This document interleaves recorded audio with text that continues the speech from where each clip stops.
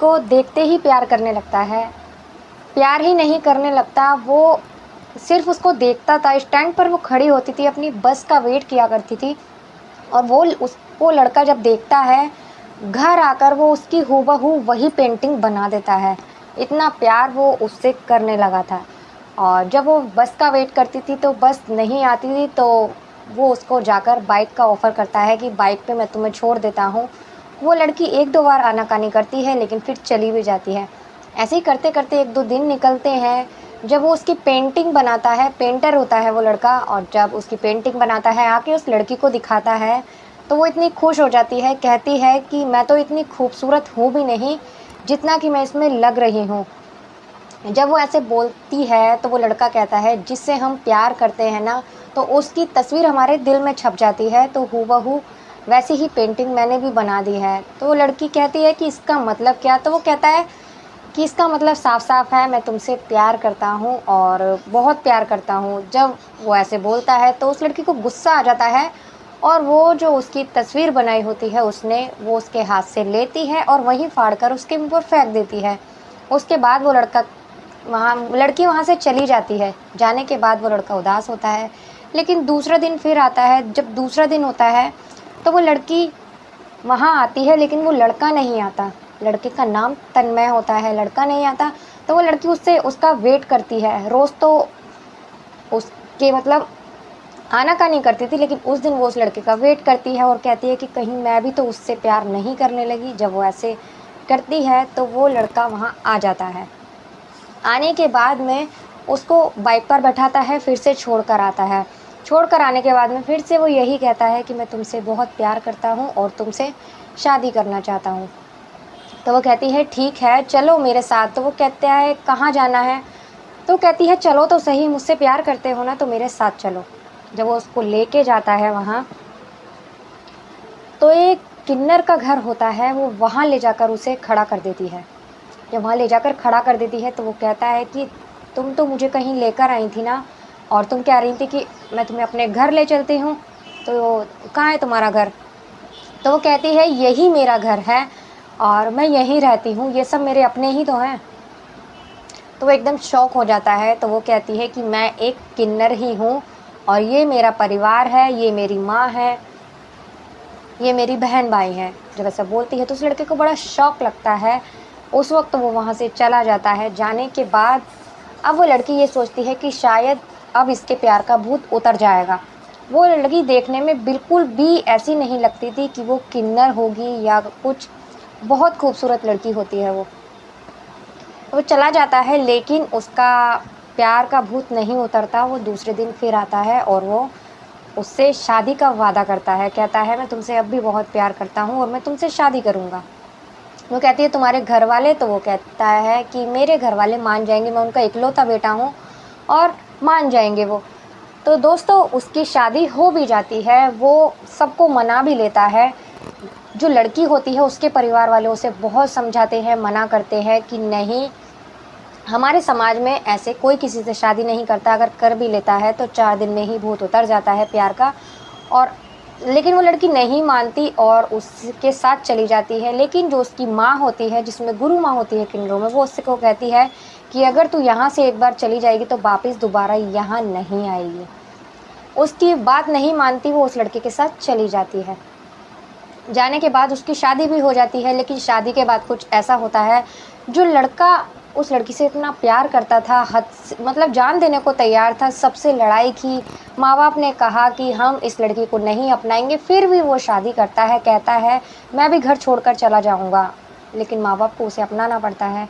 शादी के बाद लेकिन बहुत कुछ बदलता है इस कहानी में। जो प्यार वो लड़का दिखा रहा था उसे, प्यार तो वो करता था, लेकिन कुछ ही टाइम बाद वो प्यार कहाँ चला जाता है, ये आपको आगे पता लगेगा। तो दोस्तों बने रहिए वीडियो में। अगर आपको वीडियो अच्छी लगे तो प्लीज़ वीडियो को लाइक कर दीजिएगा, चैनल को सब्सक्राइब कर दीजिएगा अगर आप चैनल पर नए हैं तो। प्यार हर किसी को चाहिए होता है, चाहे वो इंसान हो, चाहे जानवर हो। लेकिन कभी-कभी इंसान प्यार में कुछ ऐसा कर बैठता है कि वो उसके लिए भी अच्छा नहीं होता, उसके परिवार वालों के लिए भी अच्छा नहीं होता, जो उससे ताल्लुक़ रखते हैं उन सभी के लिए अच्छा नहीं होता। कभी प्यार ज़िंदगी बना देता है, तो कभी वो ज़िंदगी उजाड़ भी देता है। जुर्म का रास्ता भी दिखा देता है, इंसान जुर्म करने पर मजबूर हो जाता है। तो दोस्तों ये जो लड़की थी, ये इससे शादी कर कर आ जाती है तन्मय के घर पर। घर पर आने के बाद में ये उसकी माँ उसका स्वागत तो नहीं करती, क्योंकि वो पहले से ही मना कर देती है मैं इस लड़की को नहीं अपनाऊंगी, लेकिन अपने बेटे की वजह से वो वहाँ रहने लगती है, मतलब उसे बुला लेती है। जब वो सुबह चाय बना कर देती है तो वो चाय भी नहीं पीती, चाय फेंक देती है, कहती है तेरे हाथ की चाय पीने से अच्छा तो मैं मरना पसंद करूँगी। ऐसे ही दिन बीतते जाते हैं, लेकिन की जो माँ होती है उसने अभी तक अपनी बहू उसे स्वीकारा ही नहीं था। मन ही मन वो यही सोचती थी कि मैं कैसे भी करके इसे घर से निकाल दूँ या ये मेरे घर से चली जाए और मेरा बेटा आज़ाद हो जाए। अब यही सब उसके दिमाग में चलता रहता है। वो बात तक नहीं करती थी अपनी बहू से ठीक से। दिन बीतते जाते हैं, लेकिन रानी जो होती है वो इस बात से बहुत खुश थी कि मेरा पति मुझे बहुत प्यार करता है। दिन बीतते जाते हैं तो उसकी माँ अपनी एक फ्रेंड की बेटी को अपने घर पर बुला लेती है, मतलब पेंटिंग सीखने के लिए अपने बेटे से, क्योंकि उसका बेटा तन्मय पेंटर होता है बहुत अच्छा। तो पेंटिंग सीखने के बहाने उसे बुला लेती है। अब जब वो आती है, जो तन्मय रानी से इतना प्यार किया करता था, जीने मरने की कस्में खाया करता था, सबके खिलाफ जाकर उससे शादी की थी, रानी को रानी के घर से भगा कर ले आया था और उसको साथ अच्छी ज़िंदगी देने का वादा किया था, ज़िंदगी भर प्यार करने का वादा किया था। अब वही तन्मय रानी को छोड़कर उस लड़की की तरफ खींचने लगता है। जब वो लड़की को पेंटिंग सिखाता है तो धीरे धीरे नज़दीकियाँ बढ़ती जाती हैं। अब वो रानी जो होती है उससे बात करना तक बंद कर देता है, अवॉइड करने लगता है। यही सब रानी देखती है तो उसे अच्छा नहीं लगता और वो उससे कहती भी है तन्मय से कि तन्मय आजकल तुम मुझसे दूर दूर रहते हो, क्या बात है, तुम मुझसे बात तक नहीं करते। तो वो कहता है कि ऐसी कोई बात नहीं है। दिन बीतते जाते हैं, साथ साथ जब रानी को पता चलता है कि जब वो दोनों को एक साथ देख लेती है तो रानी को बहुत बड़ा धक्का लगता है और वो आकर जो लड़की होती है उसको बोलती है कि बहुत हुआ, ये सब क्या नाटक चल रहा है, मेहमान की तरह आई हूँ, मेहमान बनकर रहो और अपना काम ख़त्म कर कर वापस जाओ। तो वो कहती है इस घर में मेहमान कौन है, मैं बताती हूँ। तो वो लड़की तन्मय को आवाज़ लगाती है और तन्मय से कहती है कि ये कह रही है कि ये घर मेरा नहीं है और मुझे यहाँ से जाना पड़ेगा। तो रानी कहती है कि तन्मय मैंने ऐसा कुछ नहीं कहा है इससे, जैसा ये तुम्हें बोल रही है। तो तन्मय कहता है कि क्या ये झूठ बोल रही है काजल। वो रानी पर ही भड़कने लगता है, कहता है बहुत हुआ अब तुम्हारा, अब चलो निकलो घर से।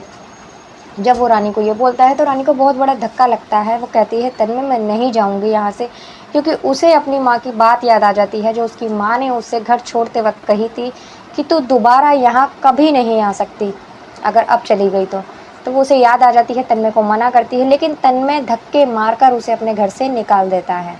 जब उसे निकाल देता है तो उसकी तन्मय की माँ और तन्मय के पिता बहुत खुश होते हैं, क्योंकि वो तो चाहते ही यही थे कि कैसे भी करके ये मेरे घर से निकले। वो ये बोलती थी कि ये किन्नर है और किन्नर को शायद जीने का भी हक नहीं है। उसके बात ये थी, वो नहीं जानती थी कि ये किन्नर भी इंसान होता है, उसका भी दिल है। कितनी अच्छी थी, कितना अच्छे से उसका परिवार सबका ख्याल रखती थी, लेकिन उसकी माँ को ये सब दिखाई नहीं देता था। उन्हें सिर्फ दिखाई देता था तो सिर्फ ये कि वो एक किन्नर है। वो उसे घर से निकाल देते हैं। वो रोती हुई अपने माँ के पास जाती है तो उसकी माँ यही कहती है कि मैंने तुझे कहा था ना कि ये सब मत कर, लेकिन तूने मेरी एक नहीं मानी, अब क्या करने आई है इधर।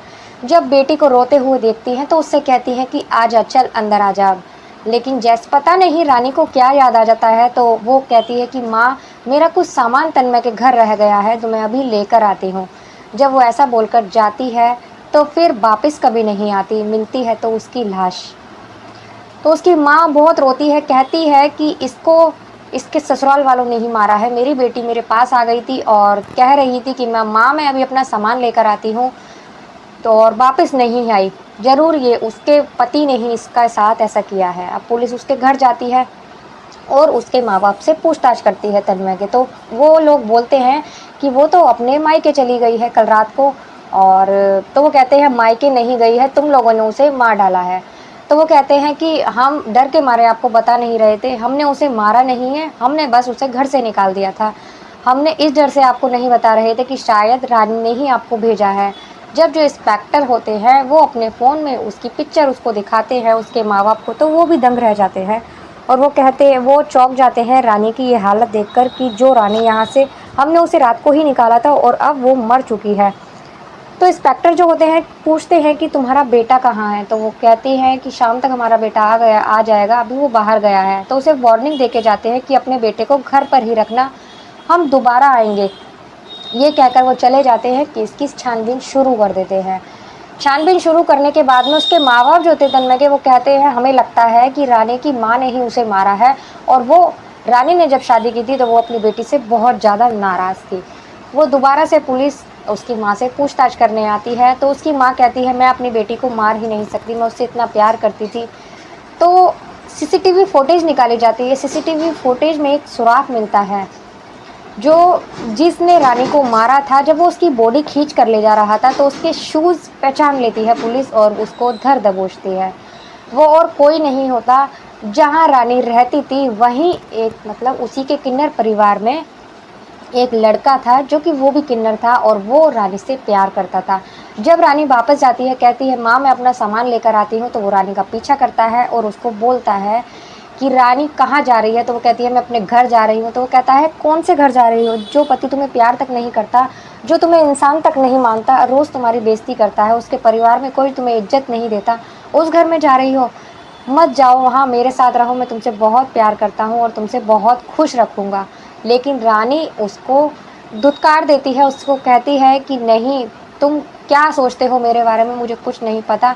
लेकिन तन्मय आज भटक गए हैं, मुझे पता है कुछ ही दिन में वो समझ जाएंगे, और तन्मय मुझसे बहुत प्यार करते हैं और मैं उनकी यादों के साथ भी अपनी ज़िंदगी बिता सकती हूँ। जब वो ऐसा कहकर जाने लगती है तो उस लड़के को गुस्सा आता है और वो पत्थर से उसके सर पर वार कर देता है। वो कहता है जब तुम मेरी नहीं हो सकती तो किसी की नहीं हो सकती। ऐसा कहने के बाद उसे मार देता है और उसकी बॉडी को जंगल की तरफ फेंक देता है। ऐसा करने के बाद पुलिस उसे अरेस्ट कर लेती है उसी के घर में ही, क्योंकि सुराग मिल चुका था शूज़ का, शूज़ से पहचान लेती है। वो सारी बात बता देता है कि मैं उससे बहुत प्यार करता था, लेकिन उसने मेरी फीलिंग की कदर नहीं की, और मैं चाहता था कि वो तन्मय से शादी ना करे, लेकिन उसने फिर भी तन्मय से शादी कर ली, इसीलिए मैंने उसे मार डाला। उसको गिरफ्तार कर लेती है पुलिस, अरेस्ट कर लिया जाता है। लेकिन इन सब में क्या हुआ, एक प्यार का झांसा देकर उससे शादी भी की, और फिर उसको वो सोच रही थी कि शायद मैं इस दुनिया से निकलकर एक अच्छी ज़िंदगी मुझे मिलेगी, एक प्यार करने वाला पति मुझे मिल गया है। अपने आप को बहुत खुशनसीब समझ रही थी, लेकिन उसकी खुशियाँ कुछ ही दिनों की थी। जो कहते हैं प्यार, हम प्यार करते हैं तुमसे, दरअसल वो प्यार नहीं होता, एक अट्रैक्शन होता है जो कि कुछ ही दिन में ख़त्म हो जाता है। कोई और पसंद आ जाता है तो उससे प्यार हो जाता है। तो दोस्तों, ये कहानी सुनाने का उद्देश्य किसी को परेशान करना या आप लोगों के दिल को दुखाना नहीं है, आप लोगों को जागरूक करना है। ऐसी ही घटनाओं से आप लोग अपना और अपनों का ध्यान रखिए, सुरक्षित रहिए। तो मिलते हैं अगली किसी वीडियो में एक नई सच्ची कहानी के साथ। तब तक के लिए नमस्कार।